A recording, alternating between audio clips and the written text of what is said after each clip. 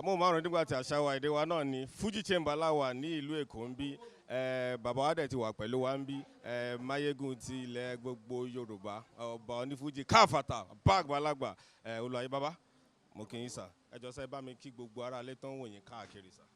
A kí yín o gbogbo ẹ̀yin yẹn wa ẹ ṣé. Fuji Chamber lẹ wà lẹ́nìí nígbà tẹ̀lé wọlé kò ń ṣe kí bàbá lẹ rí ìtẹ́ wọn lẹ lọ báwo ló ṣe rí lára yín sà.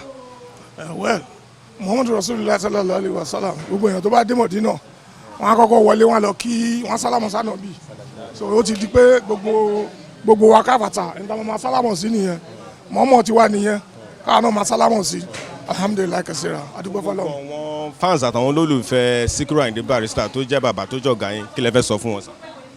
adúgbò fọlọ́ pé Ọlọ́run bá wa pín Sikiru sí Nàìjíríà Ọlọ́run ò jẹ́ kó jẹ́ pé òkèèrè láti lọ tọrọ fújì wá sí ìlú Nàìjíríà tó wá jẹ́ pé ẹni tó kọ́ yẹn bóyá bíi Senegal àbí Ethiopia ló wà Nàìjíríà lọ́lọ́run dá sí fújì náà dẹ̀ ní ọ̀pọ̀lọpọ̀ èèyàn ni wọ́n so kọ́pọ̀ káàkiri àgbáńláyé so alhamdulilayi kẹsìrà orírun bẹ̀ láwa yìí adúpẹ́ fọlọ́run.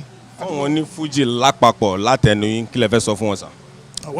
kò sí nǹkan méjì tá a fẹ́ sọ gbogbo wọn náà wọ́n sùn àwọn náà sì mọ̀ wọn ìmọ̀ wọn ò dẹ̀ pé méjì ẹ̀yọ̀kan ṣoṣo ni mọ̀ wọn ipe ibi báyìí náà ni a ti ṣẹ̀ orírun fújì náà rè ibẹ̀ náà láwa yìí so ó ti di báyìí nsìn ó ti di mọ́kà tí àwọn èèyàn wọn gbọ́dọ̀ máa rọ̀dì ká ó ti di bẹ́ẹ̀ báyìí nsìn gbogbo ẹni tó bá fẹ́ lu fújì tí ò máa wá rí tẹ̀tẹ̀lẹ̀ tó bá ti wá bí tó ti wá fi dàníyàn fún rẹ̀ pé òun náà fẹ́ lu fújì bismillah ó ti gba yọ̀ǹda nìyẹn.